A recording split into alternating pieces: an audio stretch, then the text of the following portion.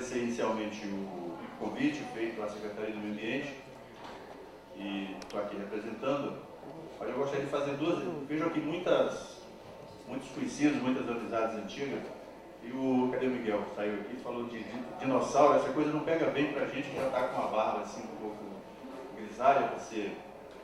Mas eu queria fazer duas referências aqui em tom de brincadeira para descontrair, né? Uma é dessa do Miguel, de falar dos tempos antigos, a gente, depois de tantos anos já falando em netos, né? E eu passei por duas situações, depois que eu passei a barreira dos 60 anos, que eu acordei que já estava realmente passando dessa barreira. Uma é que eu gosto muito lá da feira de São Cristóvão, né? E tem uma fila lá para quem é idoso. Eu não queria dizer essa palavra, você já falou. Isso, e aí a primeira vez que eu fui passar ali, eu falei assim, vou enfrentar isso aqui e ver se isso é de verdade mesmo. E aí eu fui todo preparado para que me pedissem a minha carteira para provar a idade, ninguém cobrou nada, assim, passa direto. Isso foi muito constrangedor, assim, de pedir para comprovar a idade, né? E a outra foi hoje, eu nunca tinha utilizado a vaga de idoso, né? Então eu rodei ali no estacionamento e tal, procurando um lugar, e eu vi a vaga ali, eu falei, vou ou não vou? Eu coloquei lá, a Saveiro que está lá e a minha depois dos 60, eu acho que eu tenho esse direito. O Giovanni, eu acho que ele já deu o tom até agradecer a sua fala, porque já deu o tom da nossa introdução aqui, né? Quando você falou ali, passamos uma crise em que o aterro, né, não estava recebendo e que também teve uma interrupção na coleta. Então acho que é por aí que eu vou seguir esse caminho. Não tem uma apresentação propriamente dita, eu separei apenas umas 4, 5 imagens ali, só para a gente fazer alguma referência ao local que a gente vai falar sobre ele, e dizer também que eu não me sinto confortável na questão do estudo de caso. Eu acho que é um pouco pretensioso esse título para a gente, mas é muito mais de um caso para ser estudado aquele nosso lá, né? Devido às circunstâncias que estão lá. Então a minha fala também vai ser uma fala da perspectiva, eu queria que vocês compreendessem também, da perspectiva do agente público que sou, né? Então vou colocar um pouco pelo viés da lei, pelo viés da obrigação de fazer do poder público, vou enveredar um pouco por esse caminho aí. Uma primeira coisa que eu queria colocar é dar uma caracterizada nesse local lá, num bairro chamado Fischer, uma família tradicional que mora, iniciou naquele bairro ali. O Zé vai me corrigir aí, qualquer referência histórica aí, Zé, fica à vontade. E esse bairro do Fischer fica localizado, vou chamar só de aterro, tá? Para melhorar. Entre o lixão, aterro controlado e aterro sanitário. Do aterro do Fischer, ele fica às margens da BR-116, a Rio Bahia, no quilômetro, como referência, o quilômetro 74, para as pessoas que não são daqui, para ter alguma referência. Então, eu queria só colocar o primeiro, é só para mostrar esse documento aí, que esse documento que tem alguma polêmica na cidade com relação a se o espaço é próprio da prefeitura, se não é. Então esse é o documento de registro do imóvel para a prefeitura municipal, que foi uma desapropriação feita, e a área é aquela que está ali, né, cerca de, em torno de 58 hectares é a área que tem lá. Então está a documentação aí do registro. Um segundo só que eu vou fazer a fala um pouco em cima desse. Então, oi? A segunda. Ficar me virando para conhecer isso. Então, essa é a localização, né, do aterro do Fischer, desses 58 hectares. Lá é um complexo, vamos chamar assim, porque tem essa parte aqui mais da frente, circular aqui, a usina de asfalto do município, e tem também o canil público, né, quem conhece lá. Então tem essas duas estruturas do poder público lá, e o restante destinado à área de deposição final dos resíduos sólidos do município. Essa área aí, ela vem se arrastando, sendo usada com essa finalidade de deposição de resíduos desde os anos 80, né, dando como referência. E no Brasil nunca teve um marco legal sobre a questão de resíduos sólidos. Então, cada estado, cada município, né, se autorregulamentava, vamos dizer assim. A regulamentação legal, ela se deu pela referência que seja feita aqui, que é da Lei de Resíduos Sólidos de 2007, da Lei da Política Nacional de Saneamento Básico de 2007 e a de Resíduos Sólidos de 2010, né, e as suas leis complementares. Então, a partir daí, que a gente tem realmente uma referência, um marco referencial legal para as ações dessa natureza. Entretanto, nos anos 2000, aproximadamente, eu vou dar aqui datas aproximadas para a gente ter essa referência, por uma ação provocada pelo Ministério Público, né, começou a se pensar a fazer estudos para dar uma destinação mais adequada aos resíduos sólidos naquela localização ali. A partir daí, foram feitos estudos através de uma empresa chamada Saneamento Verde, onde fez um estudo daquela localidade apontando que era necessário fazer, dentro da legislação que se tinha à época, esparsa, como fazer a utilização daquilo ali. Então, foi feito esse projeto, com algum cuidado já com o aterro sanitário, vamos dizer o seguinte, né, para facilitar a fala aqui, e também apontava a perspectiva de duração, de vida útil daquele local de 20 anos. Ou seja, então a gente estaria agora, se tudo tivesse correndo normalmente, nós estaríamos agora nos finalmente, vamos dizer o seguinte. Entretanto, nesse caminhar, a gente teve uma tragédia em 2011, de conhecimento de todos aqui, uma tragédia natural, que desestruturou tudo que existia em termos de logística, em termos do que se possa pensar. Curso de rio foi mudado, então desestruturou toda a questão natural, a questão administrativa e, somado a isso, e afetou diretamente toda essa questão, porque todo o entulho gerado ali tinha que ir para algum lugar, e foi levado para o aterro sanitário. Então, isso em si já diminuiu consideravelmente aquilo que se tinha como perspectiva de durabilidade da sua vida útil. Além do que, em 2009 também, em 2011 também, nós tivemos uma outra catástrofe, que foi a catástrofe administrativa, que a gente ainda vem um pouco surfando nessa onda aí. A partir dessa data, nós tivemos cassação de prefeito, nós tivemos prefeito que assumiu na sexta-feira, o vice-prefeito assumiu na sexta-feira e morreu no domingo, nós tivemos presidente da Câmara que assumiu provisoriamente e ficou o restante do mandato. Então, aqui eu também, outro estudo de casa, entender a administração. Eu até brinco, não é caso de brincadeira o que a gente está passando em Teresópolis, mas quem lembra aqui do filme O Alto da Compadecida, tinha lá um personagem que contava as histórias mirabolantes dele. Quando alguém perguntava sem acreditar, mas isso realmente aconteceu, ele falava: não sei, só sei que foi assim. Então, Teresópolis, eu digo assim: não sei, só sei que foi assim, porque não dá para você contar. O fato é, tentar dar uma resumida, que em 2008, nós estamos no mês 11, né, e até julho desse ano, quando houve uma eleição extemporânea, nós tivemos 4 prefeitos nesse ano. Então, não estou justificando, mas dando uma explicação plausível para o que acontece no município em termos de descontinuidade administrativa. E nesse aspecto, o aterro não fica fora dessa história também, né? E aí, como você falou, impacta na coleta, impacta nos serviços públicos como um todo, né? É um pouco de explicação para o que acontece no município.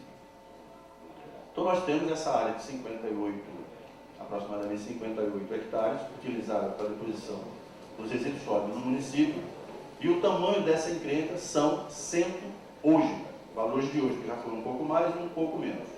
Mas hoje, com todas as medidas que tomamos, são 180 toneladas de lixo diariamente no município de Teresópolis. Então, esse é o tamanho da encrenca que a gente vive hoje, depositado nessa área.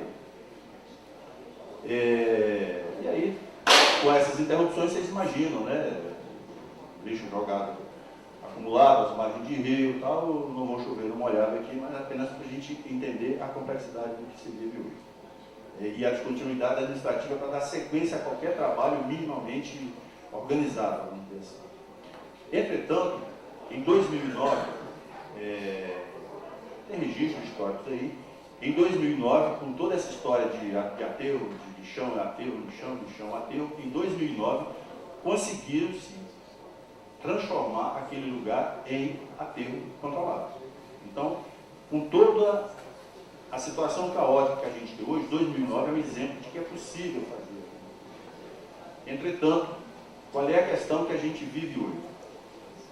Eu não vou pontuar aqui, mas dizer assim, que da parte dos órgãos fiscalizadores, lê-se INEA, Secretaria de Estado do Ambiente, tudo que vocês imaginarem de multa, de interdição, se vocês pensarem aí, então já temos. Inclusive aqui e ali eu já assinei algumas multas recebidas.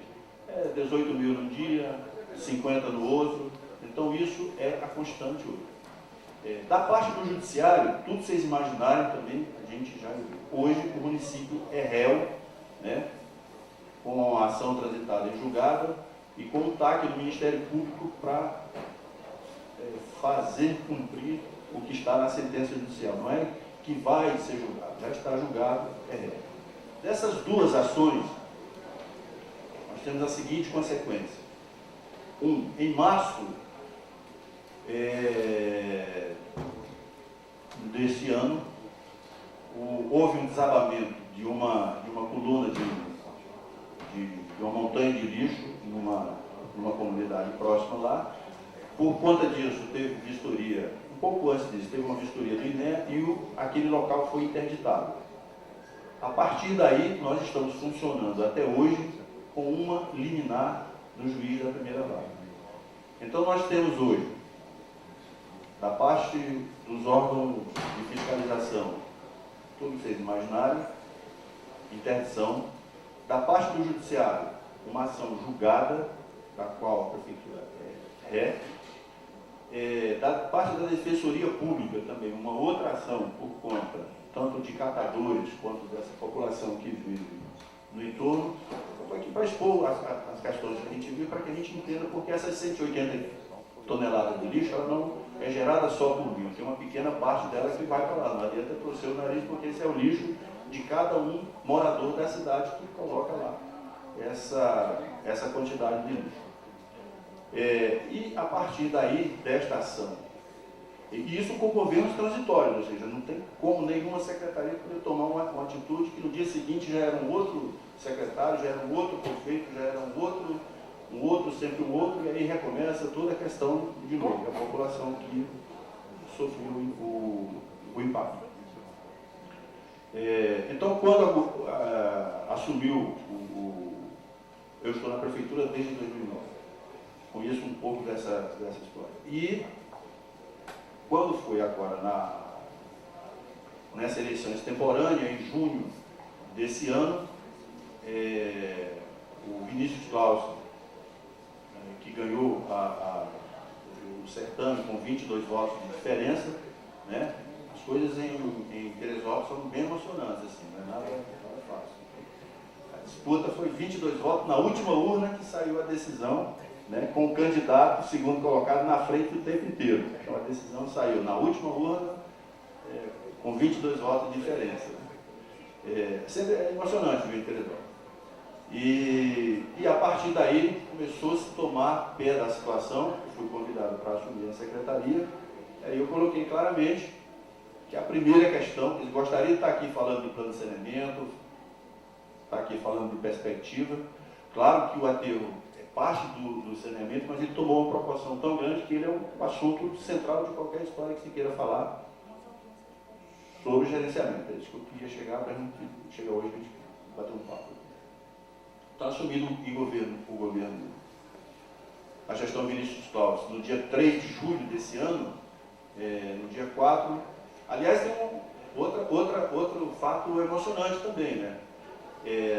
Assumimos a nossa posse, foi no dia 3 à noite, no dia 4 a gente fez a reunião de secretários para tomar pé da situação, e a primeira notícia que eu levei foi o seguinte: as máquinas que estão operando no aterro acabaram de avisar que vão parar às 14 horas, que é a hora que termina o turno, e não vai mais funcionar. Isso no dia 4 de julho e no dia 6 é o aniversário da cidade.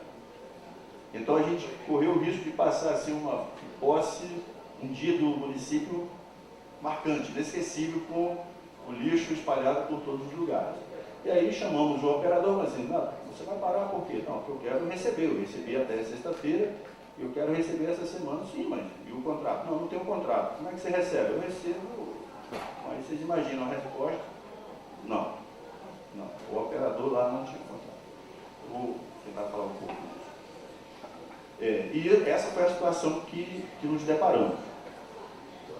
E aí vamos fazer o quê? Né? Então, nesse meio tempo, estava acontecendo algumas audiências públicas provocadas pela Câmara Municipal, você bem colocou aqui, pela Câmara de Vereadores, com alguma participação da sociedade, que culminou em um seminário onde tirou-se algumas ações. A partir do seminário, nós retomamos essa discussão, aí já tínhamos assumido, o prefeito e a secretaria, o que fazer agora com essa história. No dia 11, tivemos uma reunião com o Ministério Público, que expôs essa situação mais detalhada aqui que eu falei para vocês, do município ser réu, enfim, de ter que dar uma solução para isso, porque essas duas ações, com o órgão fiscalizador e com o órgão judicial, os dois giram em torno, em termos financeiros, arredondando aqui, de 15 milhões cada um desses, a gente está devendo para cada um desses, correndo o risco de estar uma atualizada para mais aí, né, nessa história. Então, o município não tem recursos, não tem dinheiro, não tem como pagar, e fazer o quê? Fizemos essa reunião, eu e alguns outros secretários com o Ministério Público, e o Ministério Público e o juiz falaram assim, não, mas eu quero o prefeito aqui. E a gente teve que fazer um trabalho de convencimento para o prefeito, e lá no outro dia a reunião se estendeu até o dia seguinte, a audiência com o Ministério Público, e dessa reunião teve um compromisso do prefeito de tomar uma atitude de dar sequência naquele TAC que estava ali com o Ministério Público, ou seja, de dar uma orientação final para o que fazer com aquilo que estava naquela situação, para que o juiz se convencesse a continuar com a liminar. Porque se o juiz amanhecer de mau humor, discutir com a mulher, o cachorro latir para ele e disse, eu não quero mais essa liminar, acabou. Não tem para onde levar o lixo hoje na cidade. E aí, os compromissos foram esses. Ele já tinha discutido em grupo. É disso que eu queria colocar aqui. A decisão tomada de não se enterrar mais lixo no município. Tomar uma solução tecnológica, não sei como se dá o nome a isso, estou chamando genericamente de usina, seja ela de gás, seja ela de reaproveitamento, mas não enterrar lixo. Só que essa decisão não tem consequência no dia seguinte, não toma decisão hoje e amanhã não enterra mais. Os estudos mostram que para colocar uma outra solução a termos, eu necessito de pelo menos 3 anos para fazer essa transição, né? Para fazer o processo de licitação, de contratação e de implementação de uma usina, qualquer que seja ela, está lá preconizado no plano de saneamento, então necessito dessa transição. E o nosso compromisso assumido como Ministério Público, e depois a gente transformou isso em audiência pública, deu ciência à população, é apresentar uma proposta preliminar de como fazer isso e depois uma proposta definitiva. Então, a proposta preliminar nós apresentamos no dia 9 de agosto, né, para a sociedade, e é nesse termos que a gente está vivendo isso. Encerramos aquele ciclo com a Câmara Municipal, iniciamos um ciclo a partir dessa audiência pública, no dia 9, tendo à frente o Poder Executivo. Então, qual é a situação que a gente vive hoje? Estou vivendo na Secretaria exatamente a situação de dar sequência a essa proposta. As coisas têm que caminhar paralelamente. Não é fácil. Quem entende um pouco da burocracia do serviço público sabe que uma coisa é falar e outra coisa é como fazer essas questões, essas decisões terem consequências. Entretanto, não é só um cenário de caos que o município vive. Por quê?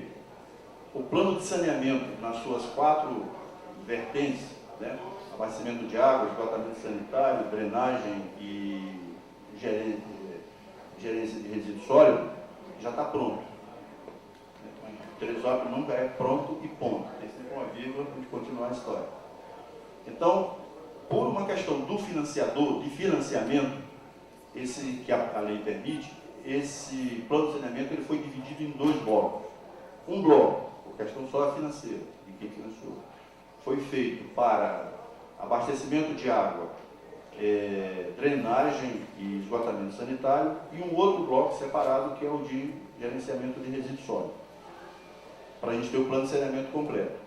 O de gestão de resíduos sólidos já está publicado, então ele é resolvido a questão, ou seja, como pré-condição para a gente fazer qualquer trabalho, proposta, contrato, seja o que for. Mas o outro ainda falta um pequeno detalhe que a gente só se atentou recentemente quando começou a dar partida no processo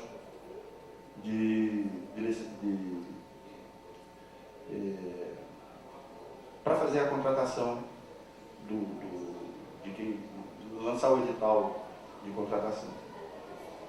E aí a gente está tratando nesse instante de fazer essa publicação para que a gente realmente tenha o plano de saneamento validado. A notícia boa e ruim é que assim que publicar, nós vamos ter que imediatamente, cadê o Léo aqui? Então já começar a discussão já da atualização desses planos, porque o plano de saneamento é de 2015, então já tem 3 anos aí na história, né? Se tivesse publicado, a gente, bom, enfim, vamos falar do que teria que ser. Então, na publicação agora, que acredito que saia a semana que vem, então a gente tem todo o aspecto pronto. Também nós temos pronto, e aí entra um ator fundamental. Me avisa o tempo aí, não vou embora a história aqui, eu estou com medo, vou tentar encurtar aqui. 5 minutinhos, me avisa aí,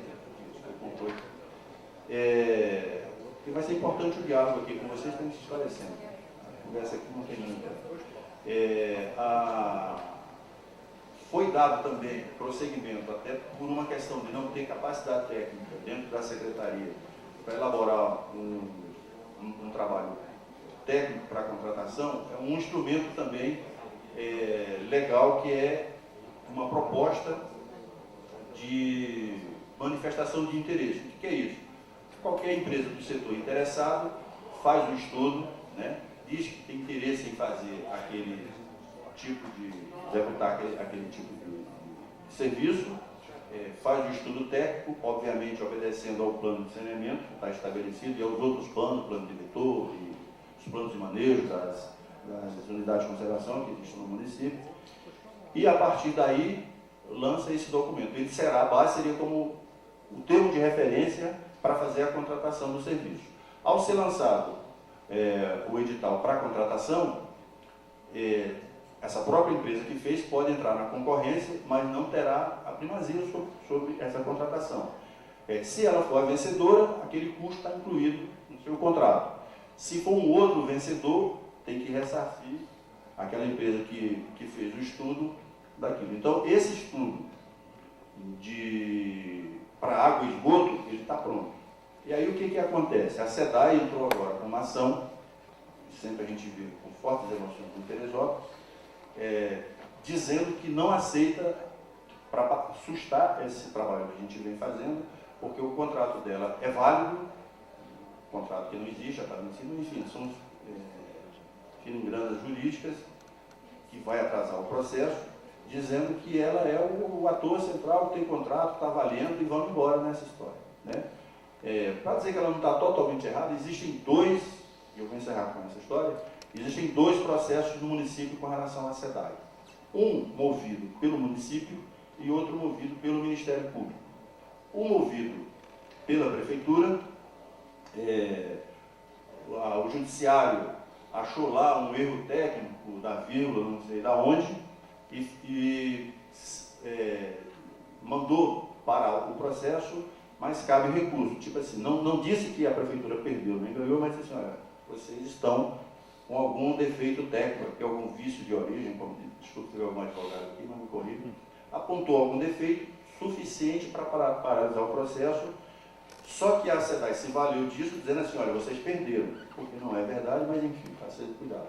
E o processo movido pelo Ministério Público com o mesmo objeto, com a mesma finalidade, o Ministério Público é vencedor, isso aí já em última instância, e está colocando, e como réu a Prefeitura e a SEDAI, que diz o seguinte: você, SEDAI, sai do jogo, ressarce a Prefeitura pelos anos que usou, que você ganhou bastante nessa história, e prefeitura, trata de fazer uma contratação para execução do serviço imediatamente mesmo.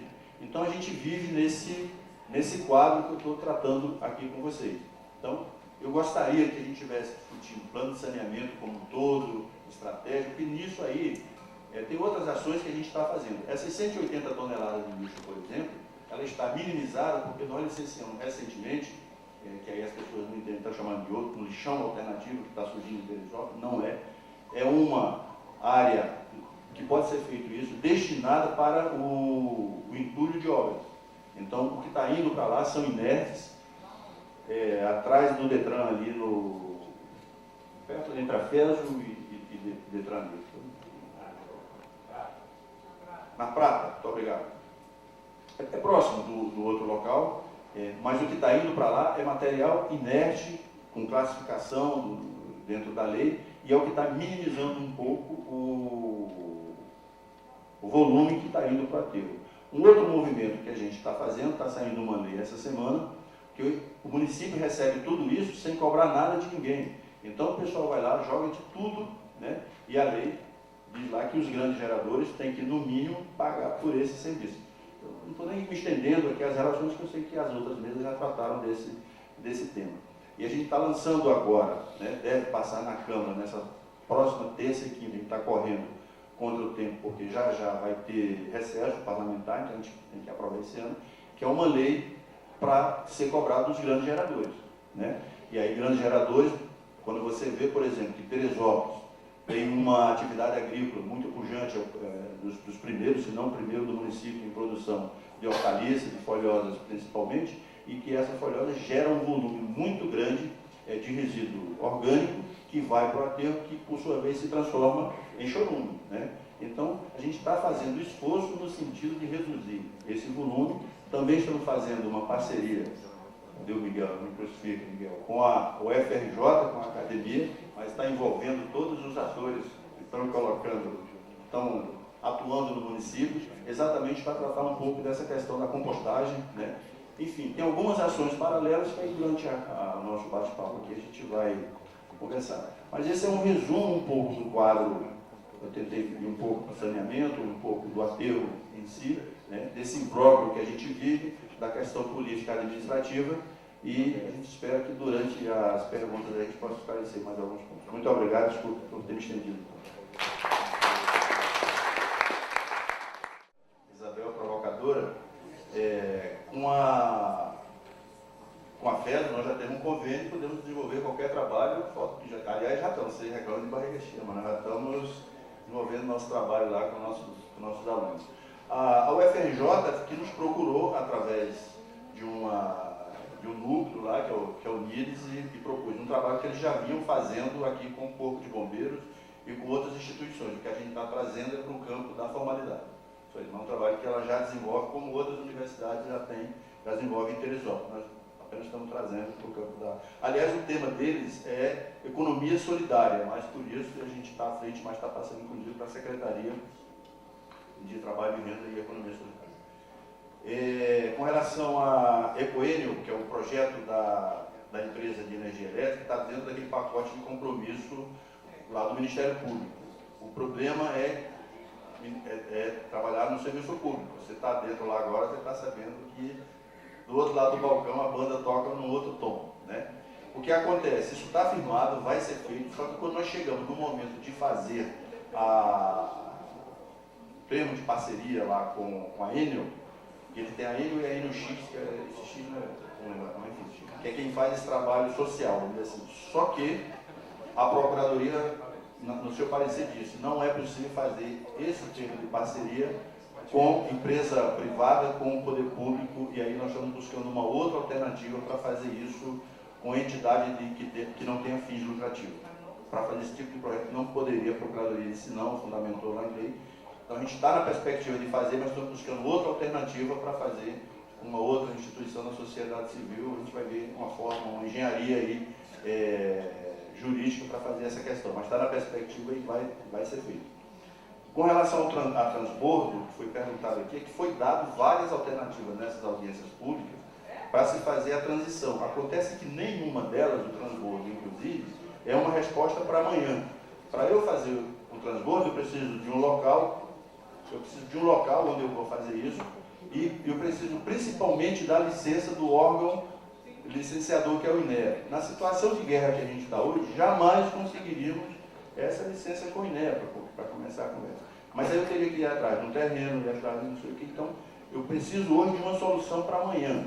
O meu plano A, B, o alfabeto completo chama-se ficha. Eu não tenho outra alternativa para eu continuar colocando lixo amanhã, quando os caminhões começarem a coletar. Eu tenho uma solução para daqui a 6 meses, para daqui a 1 ano. Amanhã eu não tenho, não é transbordo, nenhuma solução me resolverá o meu problema de eu levar o lixo amanhã. O transbordo está na perspectiva, mas ele é um custo tão alto e passar por licença e encontrar um terreno que torna-se inviável no momento. Heraldo também ali, lá de Santo Aleixo, sugestão acatada. Vamos ver como é que a gente viabiliza aqui a sua sugestão. Mariana, traíra aí. Mariana é da minha equipe. É porque você vê a pressão que eu sofro para divulgar a educação ambiental dentro da secretaria, por isso que ela faz isso comigo. Mas enfim, esse evento é muito interessante. A Mariana é pedagoga e ela é a equipe de educação ambiental, ou seja, a EUQIP, né? Então ela representa todo o nosso esforço de educação ambiental. A gente tinha anteriormente a Bárbara, né, que deu uma contribuição durante os dias que passou, os meses que passou lá, inclusive trazendo a Sala Verde. Hoje, das 2, 3 salas verdes pelo município, uma está na Secretaria de Meio Ambiente, com o esforço da Bárbara, né, que ela fez esse reconhecimento. Ela tem alma de artista, né, ela é bióloga de formação, mas é artista de coração, e aí foi alçar outros voos. E a Mariana é pedagoga, está com a gente, esteve aqui no evento, e também é produtora de orgânicos e membro da direção da Associação Agroecológica de Teresópolis. Não só por isso, mas foi um dos motivos que a gente a trouxe para a Secretaria, para fazer essa ponte, principalmente no viés da educação ambiental não formal, né? A gente precisa desse chão, a gente precisa crescer nesse espaço. Então, a Mariana é a equipe de educação ambiental da Secretaria de Meio Ambiente. E esse evento, do dia 8 de dezembro agora, um sábado, vai marcar um pouco isso da chegada dela, já de uma ação mais efetiva, junto com a Associação Agroecológica. O espaço vai ser o da feirinha tradicional, nos sábados, ali próximo à rodoviária, né, da cidade. Conhece? Quem não é? Esse é o ponto de referência, é uma feira de produtos orgânicos que acontecem. E várias organizações da própria instância da Prefeitura estão participando, Defesa Civil, porque aí alguém falou como é que Teresópolis é um problema quando chove, um problema na seca. Então eu também fui premiado, o prefeito deve gostar muito de mim, eu também respondo, eu sou secretário interino, embora também da Secretaria de Defesa Civil. Então, na seca eu não durmo e na chuva também, né? Então, é isso aí, você vai ter que estar ligado direto. Mas é isso, então esse evento do dia 8 é importante, todos estejam convidados, e inclusive para expor, participar de alguma forma mais diretamente. Nós já tivemos, como foi dito aqui pela professora, um programa de coleta seletiva solidária e referência no Estado. Todos os cartazes desse programa que tem na cidade tem uma foto e 2 do trabalho que foi feito aqui. Nessas idas e vindas, destruiu-se. Em 2009, quando nós assumimos, eu quero fazer uma referência aqui ao Flávio Castro, que muito conhece, né, que eu estou aqui por conta dele. Ele era o convidado para ser o secretário do Meio Ambiente, né, ele tinha outros compromissos e que me indicou, e o Vinícius aceitou. Uma pessoa que eu respeito muito, sou grato em tudo, muitas coisas na vida profissional principalmente. Em 2009, nós tomamos como meta 3 projetos para implementar quando o governo assumiu. Coleta seletiva, a criação de uma unidade de conservação de proteção integral, né, e a questão do aterro, né, eram essas 3 questões. O aterro em 2009, nós entramos em janeiro de 2009 no aterro, a gente brinca assim, tinha que entrar com um facão cortando as moscas para você entrar, porque o negócio era terrível. Se você se espantou com as moscas lá, no aterro era mais terrível. em 6 meses nós conseguimos colocar inaugurou ali o aterro com toda a estrutura, o galpão de coleta seletiva, tudo mais, em 6 meses. Então eu acho que é possível. Por isso que eu me nego a chamar de lixão, apesar de saber que tecnicamente sim, mas é possível a gente mudar aquilo ali, nem que seja com o compromisso que a gente tem hoje de operar no sentido de dar finalmente naquela história ali.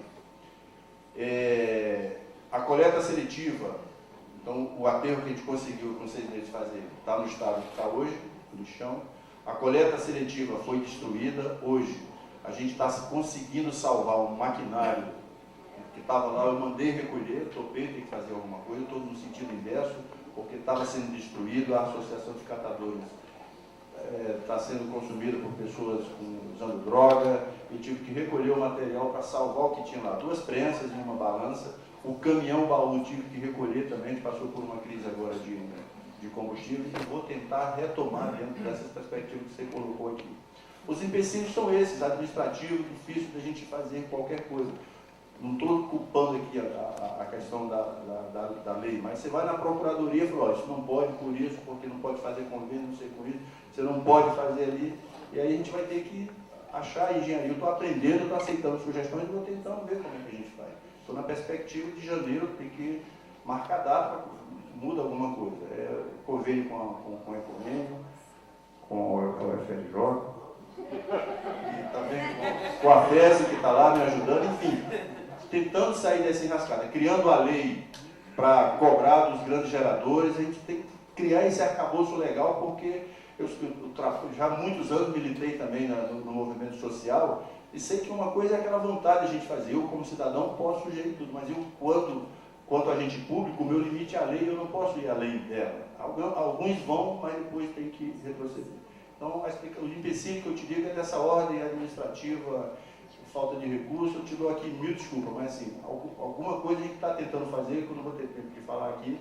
Eu espero que ano que vem, com a segurança de um governo que não vai ser cassado no dia seguinte, que o prefeito não morra, que é um cara de 40 anos, espero que a gente consiga pelo menos terminar esse mandato de 2 anos, e aí daqui a 2 anos eu possa te dar uma resposta mais efetiva do que a gente conseguiu com a ajuda de todos aqui. O outro momento da questão da SEDAI, o Léo, eu acho que não era necessário o contraditório, porque em nenhum momento eu falei nada da SEDAI. O que eu quero colocar é o seguinte, a SEDAI, eu acho que desse processo jogou contra ela própria, porque o processo está em andamento, no que ela recorre, eu vou ter outro empecilho. Aí eu tenho que segurar agora, responder a esse processo, movimentar todo o arcabouço jurídico e tudo mais, e responder isso. Agora, a SEDAI foi feito um convênio há 40 anos, sei lá quanto, que não tinha essa legislação. Essa legislação agora me diz que o serviço é minha competência, enquanto município, eu que tenho a obrigação de fazer, que posso fazer ou conceder. Para fazer essa concessão, tem que vir para os limites da lei. E a lei diz que tem que fazer isso que tem sido feito agora, fazer a licitação, e a SEDAI pode vir concorrer. Eu acho que a SEDAI ganha de qualquer concorrente, porque ela já tem estrutura, já tem... Eu não sei porque essa resistência vinha concorrer, enfim, mas era isso. Mas eu acho que o Miguel tem uma contribuição maior a dar nessa relação SEDAI e Companhia Limitada.